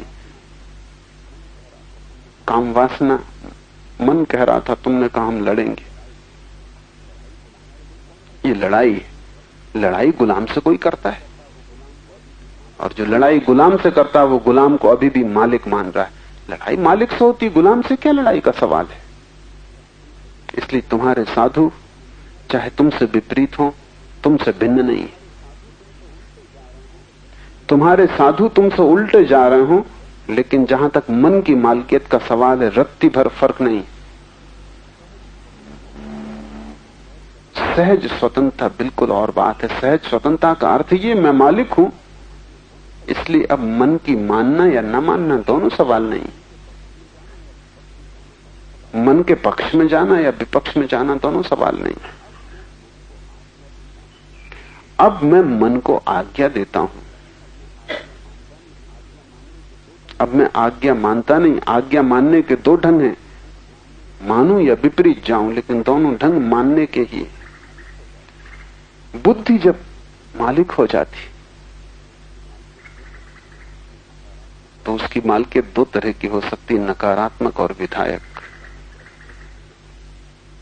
तुम चाहो ग्रस्त हो सकते हो, तुम चाहो साधु हो सकते हो, लेकिन फर्क ना पड़ेगा। इसलिए तुम्हारे साधु ग्रस्त के उल्टे रूप शीर्षासन करते हुए कोई फर्क नहीं। और ग्रस्त से ज्यादा तकलीफ में, क्योंकि पैर पर खड़े होना ज्यादा आसान, सिर पर खड़े होना निश्चित ही ज्यादा कठिन। नहीं तो प्रकृति तुम्हें सिर पे ही खड़ा हुआ बनाती। तुम जो कर रहे हो वो उससे विपरीत कर रहे हैं। तुम इकट्ठा कर रहे हो, वो त्याग कर रहे हैं। तुम शरीर की सुरक्षा कर रहे हो, शरीर को असुरक्षित छोड़ रहे हैं। तुम शरीर के लिए अच्छी सैया बना रहे हो, वो कांटे कंकड़ बीन रहे हैं। लेकिन तुमसे ठीक विपरीत, तुम भोजन का स्वाद ले रहे हो, वे उपवास कर रहे हैं, अनशन कर रहे हैं। तुम अच्छे वस्त्रों में ढके बैठे हो, वे नग्न हो गए। ये सहज स्वातंत्र नहीं, ये स्थिति तनाव की, इसमें सहजता नहीं। इसलिए सूत्र कहता है, बुद्धि के वश होने से सत्व की सिद्धि होती है, धीव सात सत्व सिद्धि, और इससे सहज स्वातंत्र फलित होता है। तब तुम स्वतंत्र हो। तब तुम मन की तरफ नहीं देखते कि वो क्या कह रहा है, मैं क्या करूं और क्या ना करूं। तब तुम मन की तरफ देखते ही नहीं। तब तुम्हारा कर्तव्य सहज होता है। तब तुम मन से सचमुच मुक्त हो गए। तब तुम ही निर्णायक होते हो, मन तुम्हारे पीछे चलता है। लेकिन ये तभी घटित होगा जब तुम मालिक हो जाओ। मालिकियत घटित होगी जब तुम साक्षी हो जाओ। मन से लड़ना मत, अन्यथा सहज स्वातंत्र कभी फलित ना होगा। तुम लड़े कि तुमने मन को अपने बराबर मान लिया। तुम जिससे लड़ोगे उसको तुमने समान अधिकार दे दिया। कभी मित्र था, अब शत्रु हो गया, लेकिन तुम खड़े समान हो। मालिक समान नहीं होता। मालिक आकाश में होता है, नौकर जमीन पे होता है। मालकियत आ जाए तो स्वतंत्रता आती है, वो सहज। और सहज स्वतंत्रता बड़ी अनूठी। सुना है मैंने,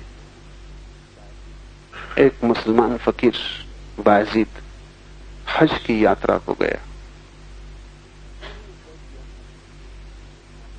तो उन्होंने तय किया था कि हम 40 दिन का उपवास करेंगे। 5 दिन उपवास के बीत गए थे और वे गांव में पहुंचे। कोई 100 शिष्य बायजीद के साथ थे। वो बड़ा प्रतिष्ठित ज्ञानी था, दूर दूर तक उसकी ख्याति थी। जब वे गांव में पहुंचे तो गांव के बाहर लोगों ने आके खबर दी कि बायजीद तुम्हारा एक भक्त है, उसने हद कर दी। गरीब आदमी है, एकदम गरीब आदमी, सिवाय झोपड़े के उसके पास कुछ न था। उसने झोपड़ा बेच दिया, गाय भैंस थी वो बेच दी, उसके पास जो था उसने सब बेच दिया और आज पूरे गांव को भोजन पे बुलाया है तुम्हारे स्वागत में।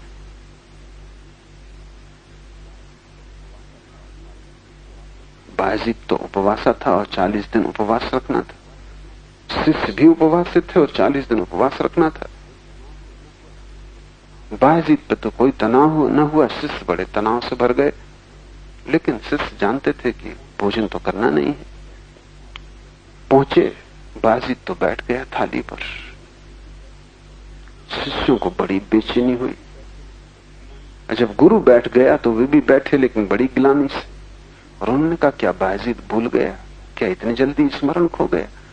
या कि बायजीद भोजन के रस में आ गया? मना करना था। हम 40 दिन का उपवास किए हुए हैं, जब तक हम हज की यात्रा पर पूरे न पहुंच जाएं, वहीं जाके भोजन लेना है। और ये क्या बात हुई? व्रत लिया और 5 दिन में टूट गया। लेकिन हम भीड़ के सामने कुछ कह भी ना सकते थे, भोजन कर लिया। लेकिन बड़ी गिलानी से किया, बड़ी तकलीफ से किया। और बायजीद की तरफ देखें तो बड़े हैरान हो, वो बड़े मजे से भोजन कर रहा है, कोई बेचैनी नहीं है, कोई तकलीफ नहीं। रात जब सब लोग चले गए तो शिष्य गुरु पे टूट पड़े। उन्होंने कहा, ये हद हो गई, हम भोजन नहीं कर सकते थे और आपने किया, इसलिए आपके पीछे हमको भी करना पड़ा। बायजीद ने कहा, इतने परेशान क्यों होते हो? उसने इतने प्रेम से बनाया था कि उपवास तोड़ने जैसा था। और उसके प्रेम को तोड़ने से नुकसान ज्यादा होता। उपवास के तोड़ने से कोई नुकसान नहीं हुआ। हम 5 दिन और उपवास कर लेंगे। 40 दिन पूरे करने, 40 दिन 45 दिन कर लेंगे। उसका प्रेम टूटता, उसे हम कभी न जोड़ पाते। उसके हृदय को चोट लगती, उसको जोड़ने का कोई उपाय न था। उपवास ही करना है ना। ये 5 दिन भूल जाओ, आगे 40 दिन फिर कर लेंगे। फर्क, शिष्य की स्वतंत्रता सहज नहीं। उनको तकलीफ जो हो रही वो ये कह रहे, मन की सुन ली। मन तो कह ही रहा था कि करो भोजन, हम लड़ रहे थे कि न करेंगे, और मन की सुन ली, गुलामी आ गई। बायजीद मालिक है, ये अपने हाथ में है कि उपवास रखना कि तोड़ना। इसमें मन की कोई बगावत नहीं है, मन से कोई विरोध नहीं है, मन का कोई मानना नहीं। हम मालिक हैं। उपवास रखना तो उपवास रखेंगे, नहीं रखना तो नहीं रखेंगे। निर्णय हमारा होगा। दोनों उपवासी थे, लेकिन दोनों के उपवास में बड़ा क्रांतिकारी फर्क है, मौलिक फर्क है। बायजीद की स्वतंत्रता सहज है, वो महल में ठहर सकता है निश्चिंत भाव से, वो झोपड़े में रुक सकता है निश्चिंत भाव से। लेकिन बायजीद के शिष्य अगर महल में रुकना पड़े तो कठिनाई में पड़ जाएंगे कि तो भोग हो गया। ये बड़े मजे की बात है, कभी तुमको महल पकड़े रखता है, कभी झोपड़ा पकड़ लेता है, लेकिन पकड़ नहीं जाती। बायजीद दोनों तरफ जा सकता है, स्वतंत्रता उसकी सहज, उसे कोई रोकने वाला नहीं। निर्णय उसकी अपनी अपनी आत्मा का होगा, निर्णायक आत्मा है। सहज स्वतंत्रता तभी फलित होती है जब सत्व की सिद्धि होती है। उसके पहले सब स्वतंत्रताएं झूठी होंगी। स्वतंत्र स्वभाव के कारण वो अपने से बाहर भी जा सकता है। और वह बाहर स्थित रहते हुए अपने अंदर भी रह सकता है। ये बड़ा कीमती सूत्र है। स्वतंत्र स्वभाव के कारण वो अपने से बाहर भी जा सकता है। कबीर कपड़ा बुनते रहे, जुलाहे थे, जुलाहे बने रहे। शिष्यों ने बहुत बार कहा कि अभी शोभा नहीं देता कि आप कपड़ा बुनो, कि आप बाजार में बेचने जाओ, आप ग्रस्त नहीं हो। कबीर हंसते, वो कहते सभी उसी का खेल है, बाहर और भीतर एक है। ये हमारी समझ में नहीं आ सकता, क्योंकि हमें बाहर पकड़े हुए हैं, इतने जोर से पकड़े हुए हैं कि बाहर और भीतर एक कैसे हो सकता है। जैन फकीरों ने कहा है संसार और मोक्ष एक है। हम एकदम घबरा जाएंगे, ऐसा कैसे हो सकता है। संसार हमें पकड़े, संसार से हम पीड़ित हैं, मोक्ष इसके विपरीत है, जहां हम मुक्त होंगे, शांत होंगे, आनंदित होंगे, सुखी होंगे, जहां कोई दुख ना होगा। हमारा मोक्ष हमारे संसार की विपरीत होने वाला है। लेकिन जब कोई व्यक्ति मुक्त होता है तो इस जगत में कोई चीज विपरीत नहीं रह जाती, सब विपरीत समाप्त हो जाते। जब कोई व्यक्ति मुक्त होता है तो बाहर और भीतर का फासला खो जाता है, क्योंकि सारा फासला अहंकार की दीवार का है। क्या बाहर और क्या भीतर, बीच में अहंकार खड़ा है, उससे दीवार बनी। जैसे कि हम एक मिट्टी के मटके को लेकर पानी में चले जाएं, नदी में पानी भर लें, तो हम कहेंगे ये मटके के भीतर पानी, ये मटके के बाहर नदी। लेकिन फासला क्या है, सिर्फ एक मिट्टी की दीवार। वो मिट्टी की दीवार टूट गई तो बाहर क्या होगा, भीतर क्या होगा। जो बाहर है वही भीतर है, जो भीतर है वही बाहर है। इसलिए कबीर कहते हैं उठना बैठना मेरी पूजा, चलना फिरना मेरी उपासना। अब कबीर मंदिर नहीं जाते, क्योंकि अब दुकान और मंदिर में कोई फासला नहीं। अब कबीर बाजार से नहीं भागते हिमालय, अब बाजार और हिमालय में कोई फासला नहीं। अब कबीर अपने घर को भी छोड़ के नहीं भागते, क्योंकि अब अपना और पराये में भी कोई फासला नहीं है। भाग के भी कहां जाओगे। अहंकार के गिरते ही सारे फासले गिर जाते। न कुछ बाहर है तब, न कुछ भीतर है तब, न तो पदार्थ है और न परमात्मा है, तब दोनों एक है। वह अद्वैत जहां सब एक हो जाता है और सब सीमाएं विलीन हो जाती। लेकिन वो तभी होता है जब जीवन में सहज स्वतंत्रता फलित हो। तो ऐसा व्यक्ति स्वतंत्र स्वभाव के कारण वो अपने से बाहर भी जा सकता है, और वो अपने बाहर स्थित रहते हुए अंदर भी रह सकता है। उसे कोई बाधा नहीं। वो महल में रहे तो भी सन्यासी, वो सन्यासी होके सड़क पे खड़ा रहे तो भी महल में, उसके पास करोड़ों रुपए का ढेर लगा हो तो भी वो अपरिग्रही, और उसके पास कुछ भी ना हो तो भी उससे बड़ा परिग्रही नहीं, क्योंकि सारा संसार उसका है। पर कठिन है हमें पहचानना, क्योंकि हम एक हिस्से से परिचित हैं, वो जो घड़े के भीतर जल है। घड़े के बाहर वो अलग मालूम होता है। तुम्हारे भीतर जो छिपा है वही तुम्हारे बाहर भी है।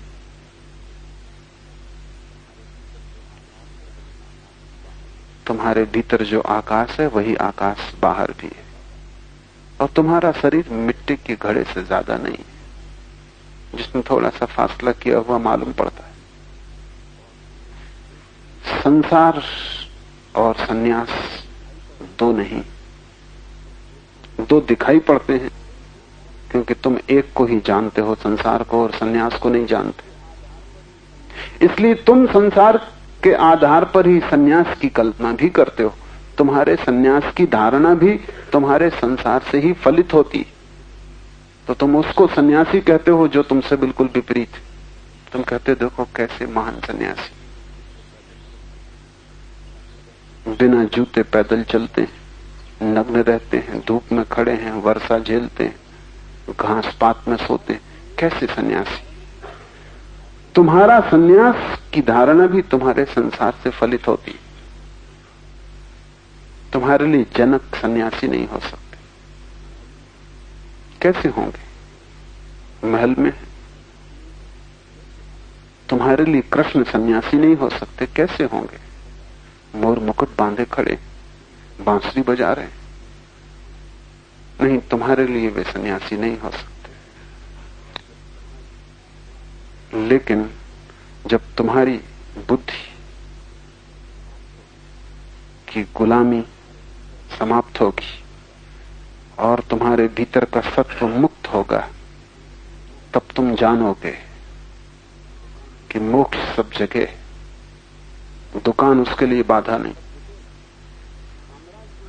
मोक्ष सब जगह, साम्राज्य उसके लिए बाधा नहीं, क्योंकि मुक्त तुम्हारी अपनी अनुभव की दशा है। तुम मुक्त हुए कि सब तरफ से संसार खो जाता है। बाहर भीतर सब एक है। पूजा और दुकान बराबर है। तब व्यक्ति जीवन को स्वीकार कर लेता है जैसा है। उसमें फिर रत्ती भर भेद करने की कोई जरूरत नहीं। इसलिए ऐसा भी हुआ कि कसाई भी ब्रह्म ज्ञान को उपलब्ध हो गए।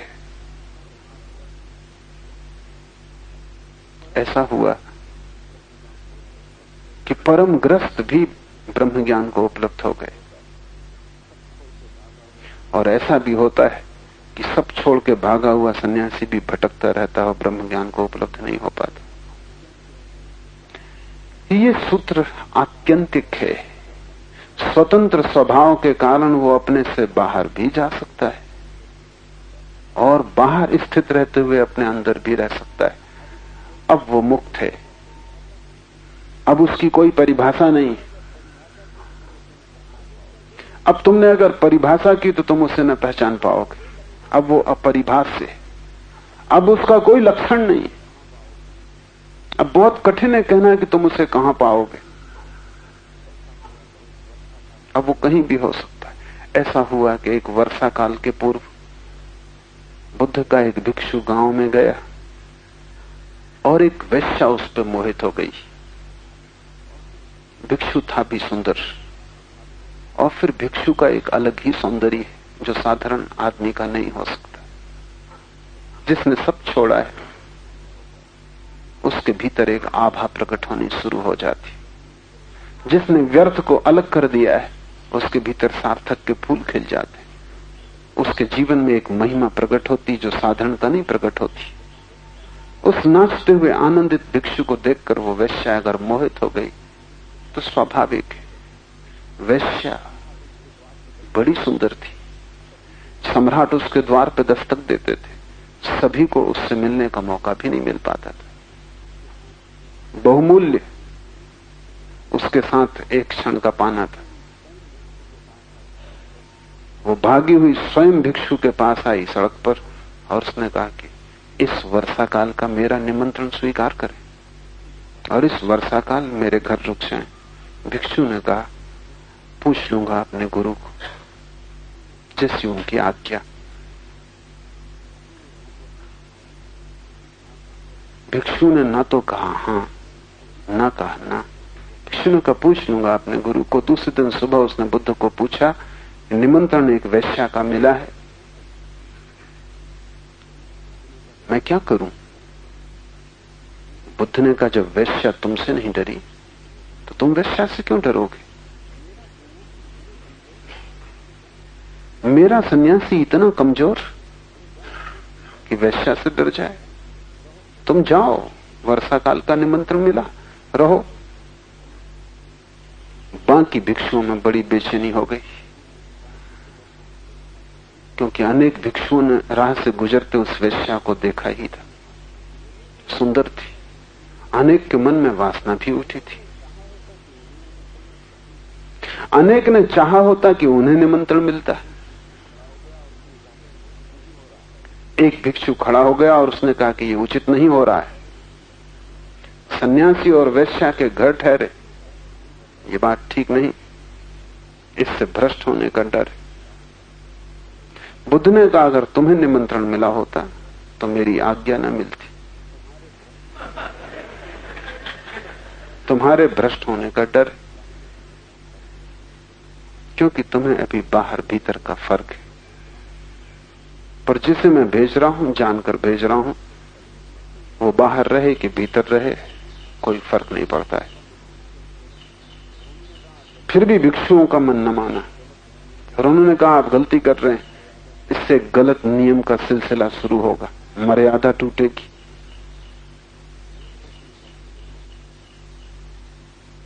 बुद्ध ने कहा तुम रुको, वर्षा काल बीतने तो फिर हम देखेंगे। रोज रोज भिक्षु खबरें लाने लगे कि वो भ्रष्ट हो चुका है, क्योंकि कोई खबर लाता कि हमने देखा है उसे कि वो नृत्य देख रहा था, नाच चल रहा था वहां रात और वो भी बैठा था। कोई कहता कि वो गद्दी पे बैठा था मखमल की, कोई कहता है कि उसने कपड़े बदल लिए। कोई कुछ खबरें लाता, कोई कुछ खबरें लाता, कोई कहता हमने आलिंगन में उन्हें देखा है। बुद्ध कहते कि वर्षा काल बीत जाने दो, जल्दी क्या है, तुम अफवाहें क्यों लाते, तुम्हें प्रयोजन क्या है, तुम भ्रष्ट नहीं हो रहे हो। जो भ्रष्ट हो रहा है वो वर्षा काल के बाद वापस लौटेगा। वर्षा काल के बाद भिक्षु वापस लौटा और उसके पीछे वैश्या साथ आई और उस वैश्या ने बुद्ध से कहा कि मुझे भिक्षुणी बना ले। भिक्षु जीत गया, मैं हार गई। मैंने सब उपाय किए और उसने किसी भी उपाय में बाधा न डाली।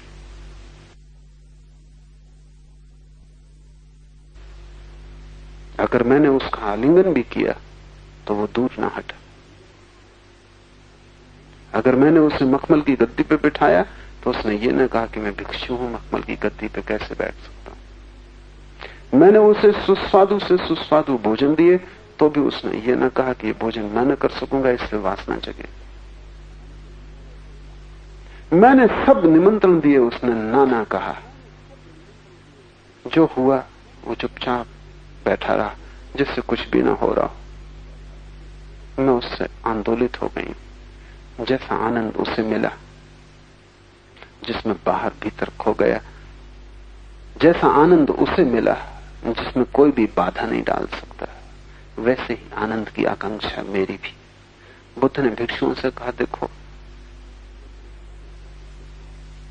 जिसका बाहर भीतर मिट गया हो वो वैश्या के पास भी रहे तो वैश्या ही सन्यासिनी बन जाती। तुम अगर वैश्या के पास जाते तो तुम वैश्या की छाया बन जाते। एक तो शुभ है जो अशुभ से डरा होता है, वो कुछ बहुत मूल्य का नहीं।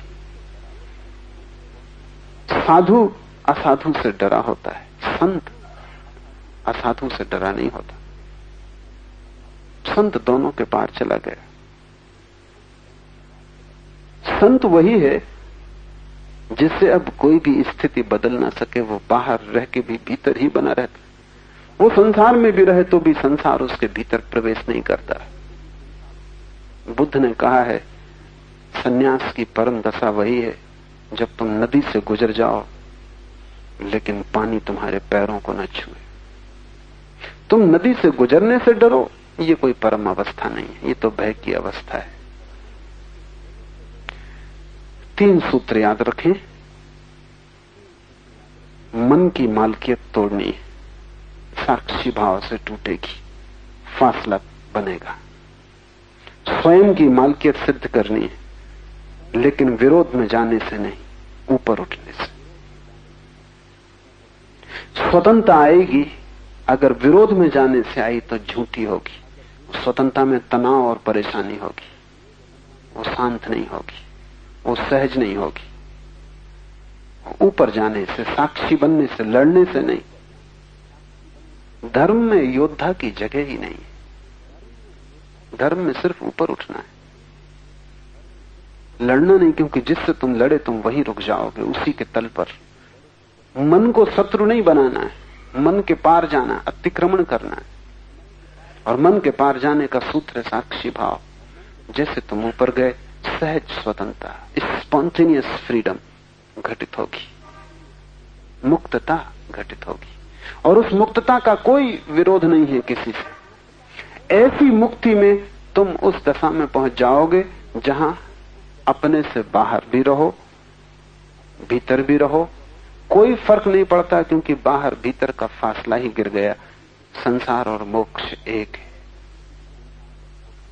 सब द्वैत समाप्त हो गया, सब द्वंद्व खो गया, अद्वंद और अद्वैत की स्थिति। आज